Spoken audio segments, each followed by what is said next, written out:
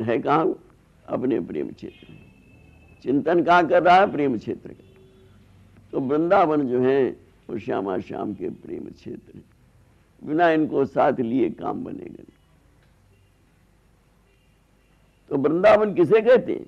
सेवक जी बोले कि अब निज धर्म आपनो कहत। वो प्रेम ही तमाम आचार्यों के रूप में प्रकट हुआ। वल्लभ आचार्य प्रेम के स्वरूप थे, रामानुजाचार्य प्रेम के स्वरूप थे, रामन सब ने, किसी ने कुछ बताया, किसी ने कुछ बताया। जब वो हरिवंश महाप्रभु के रूप में अपने असली रूप में प्रकट हुआ तो क्या बोला कि अब निज धर्म आपनों का। बोले ये तुम्हारा निज धर्म है। निज धर्म क्या? कहले तहां नित्य वृंदावन रहत। उस निज धर्म में वृंदावन का नित्य वास है।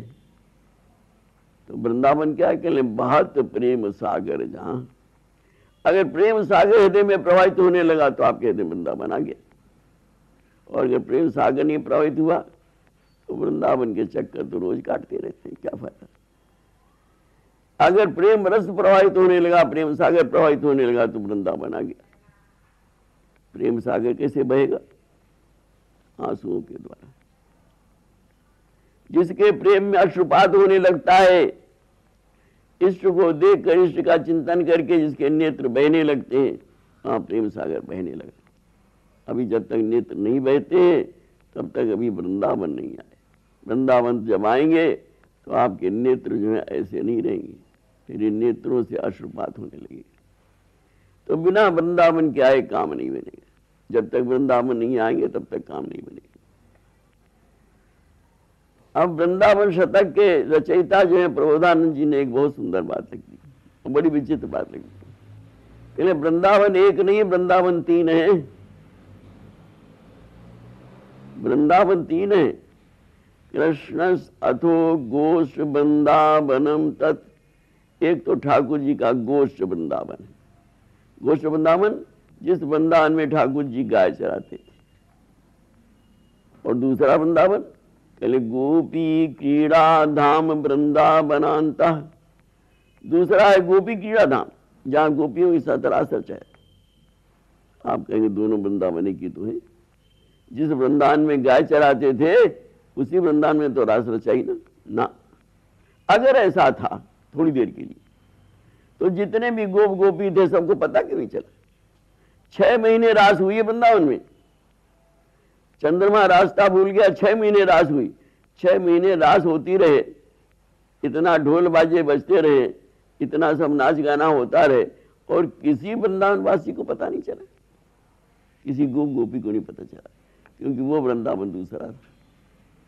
और तीसरा वृंदावन अत्याश्चर्या सर्वतोस्तमाद विचित्रा श्री राधा कुंज बाटी चकास्ती। जो सबसे विचित्र है, अत्यंत आश्चर्यपूर्ण है, वो वृंदावन है श्री राधा की निकुंज वाटिका रूपी वृंदावन। उस प्रिया की निकुंज वाटिका में जाने के लिए ठाकुर को भी परमिशन लेनी पड़ती। हमारी आपकी तो गति क्या है? क्योंकि महल है ना। हमने आपको बताया था कि भाई हर जगह जितने भी वृंदावन के मंदिर बने हुए हैं सब में स्तूप बना हुआ, ऊपर एक स्तूप लगा होता मंदिर। केवल 2 मंदिरों में स्तूप नहीं है, एक बिहारी जी में, एक राधा वल्लभ में। क्यों? ये मंदिर नहीं, ये महल है। महल में स्तूप किया जी? ये महल की उपासना है। यहां तो श्यामा श्याम क्रीड़ा करते रहते। ये कैसे बनते हैं वृंदावन? तो बोले अगर वो वृंदावन प्रकट हो गया, राधिका निकुंज बाटी वृंदावन, तो फिर उस वृंदावन के देखने के बाद फिर कुछ देखने को शेष नहीं रह जाता है। इसलिए रसिकों ने कहा कि वृंदावन को मत छोड़ो। अगर वृंदावन छूट गया तो हित महाराज की उपासना छूट जाएगी, अगर वृंदावन पकड़े तो सब छूट जाएगा। तो वृंदावन के पकड़ने की माने ये नहीं कि हमने वृंदावन में घर बनवा लिया, हम तो महाराज वहां रहते हैं। अरे जितने रहते हैं उनको किसी को दिखाई पड़ा वृंदावन? वृंदावन उसको दिखाई पड़ता है। क्यों? देखने में बाधा क्या है? ब्रह्म कोटि ऐश्वर्य के वैभव की तहवारी। देखेंगे आप, एक बाल लगी हुई वृंदावन के चारों ओर। किसकी बाल लगी हुई है? बिनु रसिकन वृंदा विपिन को है सके निहार। केवल रसिक जन उस वृंदावन को देखते हैं। हमारे आपके लिए एक बाल लगी हुई, काहे की बाल? कोटि कोटि ब्रह्म के ऐश्वर्य और वैभव की। अरे आज तो यहाँ के ऐश्वर्य वैभव से हम चकित हो जाते हैं। महाराज वो तो लाखों में खेल रहा, वो तो करोड़ों में खेल रहा, वो तो ये, तो यहाँ के वैभव ऐश्वर्य से तुम चकित हो। जब कोटि कोटि ब्रह्म के ऐश्वर्य वैभव की दीवाल को पार करोगे तो वृंदावन पहुंचोगे। इसलिए वृंदावन पहुंचना बहुत कठिन। केवल रसिक पहुंचा दे किसी को तो पहुंचे सर। इसीलिए इन्होंने कहा कि भाई ये रस उपजे के ही भांति, कहले रसिकन संग फिरो दिन राति। रसिकों के संग में दिन रात। रसिक कौन? रसिक सोई पहचानिए। हम हर एक को रसिक कहने लगते हैं, ये भी रसिक है, ये भी रसिक है। रसिक नहीं है। रसिक सोई पहचानिए जिनके रसरीद और छिन छिन हिये में झलक रहे लाल लाली। वो रसिक है जिसके हृदय में श्यामा श्याम का प्रेम झलक रहा, वो रसिक है।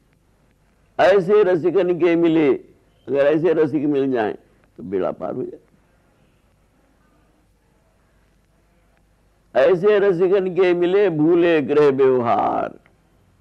अगर ऐसे रसिक मिल गए तो ग्रह भी भूल जाएगा और व्यवहार भी भूल जाएगा। और थे छिन आवे हृदय में अद्भुत युगल विहार। अगर ऐसे रसिकों का संग मिल गया तब तो बेड़ा पार है। और हम ढूंढते हैं कि ये रसिक है, ये रसिक है, ये कोई रसिक नहीं। रसिक होना बहुत बड़ी बात है, क्योंकि रसिक वो होगा। तो प्रश्न उठता है कि महाराज क्या यही भजन है? कहले नहीं, भजन तो बहुत से। दूसरा जी बोले औरो आई भजन बहुतेरे। तमाम भजन है, तमाम लोग भजन कर रहे हैं, कोई ये कर रहा, कोई वो कर रहा, लेकिन ते सब प्रेम भजन के चेहरे। सारे भजन प्रेम भजन के गुलाम हैं। तो जब राजा ही नहीं तो फिर बात क्या है? और अगर राजा आ गया, राजा कौन है? प्रेम। रसिक जन जो है उस प्रेम को प्रेम नहीं मानते हैं जिस प्रेम में मिलना भी छोड़ना है। जिस प्रेम में मिलना भी छोड़ना, उस प्रेम को नहीं मानते। तो कहते हैं दो रस प्रेम हो गया। बड़ी बड़ी उदाहरण जो हम लोग देते हैं प्रेम के, कौन कौन से? आली भौरा, भौरा फूल का प्रेमी होता है। पतंग, पतंगा रोशनी का प्रेमी होता है। मीन, मछली जल की प्रेमी होती है। गज, हाथी जो है उसको पकड़ने के लिए लोग कागज की हथेली बना देते हैं, वो गड्ढे में गिर जाता है। चातक, पपिया, चकई चकोर, चकई और चकवा, ये सब प्रेमियों में गिनती की जाती है। दूसरा जी बोले ये सब झूठे नेह में बंधे विषय की डोर। इनका किसी का प्रेम सच्चा नहीं। ये तो विषय की डोर में बंधे हैं। भंवरे का विषय है फूल, इसलिए फूलों का रस लेके एक से उड़ा दूसरे बैठा, दूसरा उड़ा तीसरे बैठा। पतंगे का विषय है रोशनी, जहां रोशनी जली तहां पतंगा पहुंच जाता है, उसमें कोई विशेष बात नहीं। मीन का विषय है जल। ये तो सब विषय में बंधे। क्यों? कहले जब लग द्वय मन बीच कछ स्वार्थ कोहित हो। अगर दो के अंदर लेश मात्र भी स्वार्थ है तो शुद्ध सुधा कैसे रहे परे जो तामे तो। वो शुद्ध अमृत नहीं रह जाएगा। क्यों? उसमें जल मिश्रित हो गया। तो ब्रजरस तक की जो उपासना थी वो ठाकुर के अंदर ऐश्वर्य और प्रेम मिश्रित उपासना थी। मैं भी 12 साल ब्रजरस की उपासना में रहा, लेकिन वहां उपासना जो है कभी ऐश्वर्य कभी प्रेम, और वृंदावन में विशुद्ध प्रेम की उपासना है। यहाँ ऐश्वर्य का कोई भाव नहीं, क्योंकि ऐश्वर्य होगा तो ठाकुर कहाँ रहे।